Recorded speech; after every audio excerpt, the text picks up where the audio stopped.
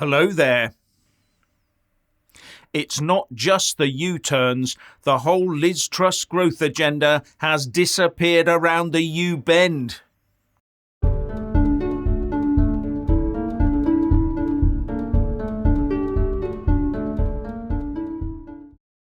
If you haven't already done so, please do subscribe and then like and comment below. Truss hit the ground running and went splat straight into the first hurdle. And that first hurdle was good communication.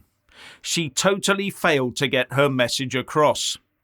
My betting is she thought no one would worry if she suddenly executed a breathtaking handbrake turn on one of the biggest economies in the world without forewarning everyone of how growth would actually be achieved. And after that she collapsed into the second hurdle, and that consists of the three main issues that concern everyone in the UK. Property, property, property. Yes, as soon as it became apparent that interest rates and mortgages would be affected and house prices would start going downwards, out came the anti-trust knives. House prices in the UK must always go up to keep the banks safe, or the ruling political party is toast, unless they can quickly reset that market. And that's why they do all they can to pour ever more cash into property. That particular Ponzi scheme will never break apart on their watch. But the Bank of England Governor Andrew Bailey is already warning of another hike in interest rates next month due to rising inflation. And that will put downward pressure on house prices again. So expect a new Treasury scheme to boost prices shortly. So in the space of a few weeks, Liz Truss has gone from triumphant winner of the keys to number 10 and then morphed herself, with the help of her fellow MPs, into Jeremy Hunt's jacket pocket adornment. Yes, be in no doubt, Hunt is now calling the shots. But I wonder who ordered Truss to put Hunt in the power seat. And Hunt will probably save just enough of the Truss bacon to give himself the time to prepare for another shot at the PM title. And following the financial success of his US visit, Boris Johnson must be chortling over this Tory mess. Maybe they'll want me back, is what he might be thinking.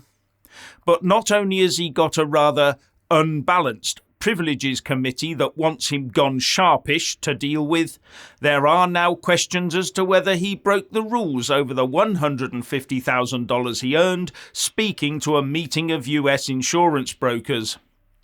Even though those rules only apply to signing up to ongoing contracts, the establishment goes after Boris for what is actually only a one-off gig. Anyway, what worries me is we now have two Remainer politicians in the top two posts. And the Remoaners out there are pushing the "it's all the fault of Brexit" narrative very hard. But they are completely ignoring the problems that other countries are having with debt, inflation, strikes, interest rates and shortages. And that's the main reason why our mainstream press do not cover stories from around the globe, unless it portrays the UK in a bad light or shows that other countries are doing oh so much better than the UK. That they are saying nothing about that at all at the moment speaks volumes. UK inflation is 10%, they wail, forgetting to point out that the three EU Baltic states of Latvia, Lithuania and Estonia have rates of inflation over 20%. And the Netherlands is suffering at 13.7%, and the EU as a whole is at 10.1%. Even the Remoaners' favourite, the Eurozone, has 9% inflation. And although France has only got 6.6% inflation, it's racking up more debt to do it. While across the pond, the US is looking at over 8%. So how claims that all would suddenly be sweetness and light in the UK if we went back into the single market are baseless and very misleading. but the Ramona talk will gel with people who only look at the state of the UK economy and don't put it into a global context. Now, a single market re-entry is very unlikely to happen under the Tories. But with Jeremy Hunt now effectively in charge of the country, and with U-turn Lizzie as Prime Minister in name only, there is scope for the signing up to small bits of EU single market legislation to get the Brexit reversal in motion. And we have already started that ball rolling, with Truss having given the nod to our participation in part of the EU Army Permanent Structured Cooperation, or PESCO, as it's better known as. Anyway, it's not the Tories now that concerns me as much as the Labour Party once they get in. And they will, unless a new centre-right offering emerges, and quick.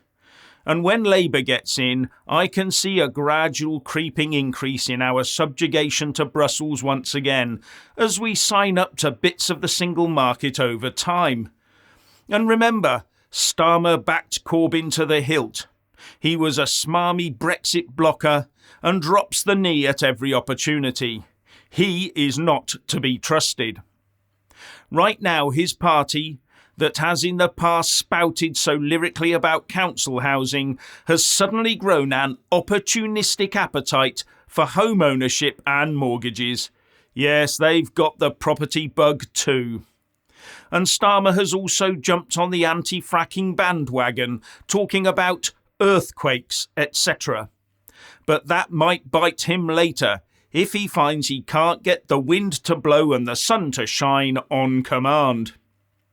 But I wonder if Starmer would refuse to import gas from the 4 countries that do a lot of fracking: the US, Canada, Argentina and China.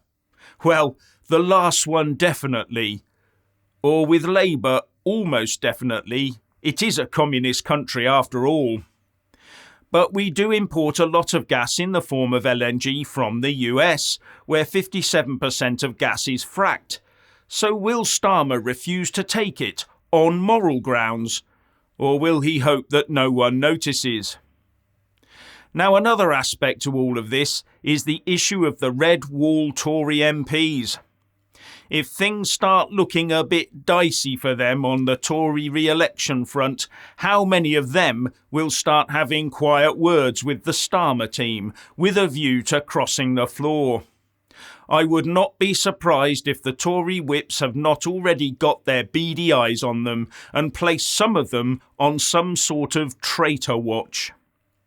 And remember that there are others who will be more worried by the Lib Dems than by the Labour Party. And the larger the potential Tory wipeout, the more likely it is that some rats might jump ship. But this is nothing more than the Tories deserve, because they have proven to be more socialist than conservative. In fact, they've proven to be almost as socialist as both Labour and the Lib Dems.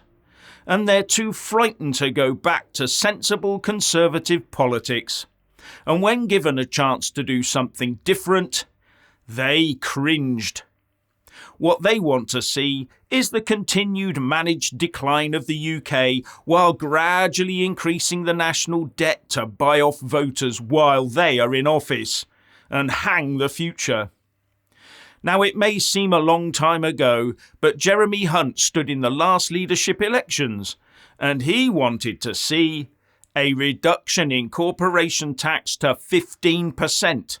Removing business rates for the most in-need communities, as well as to spend 4% of GDP on defence, and he talked about pushing growth as well. But just a few short weeks later, we're now seeing him talk about pushing small businesses to the wall with 25% corporation tax, almost certain public sector cuts in real terms, no pledge to even keep to Truss's 3% defence spending, let alone 4%. And importantly, a warning that some taxes will have to increase. Someone's obviously had a word in his shell-like. At the end of the day, as I said at the start, What we have witnessed is a PM losing total credibility by making monumental and comprehensive U-turns that has caused her growth plans to go down the pan and round the U-bend. And the anchor chain that connects her to those policies will ensure she gets dragged down and out as well. And finally, when subscribing, please don't forget to press the little bell and also select the all option, or you won't get any notifications when I publish a new video.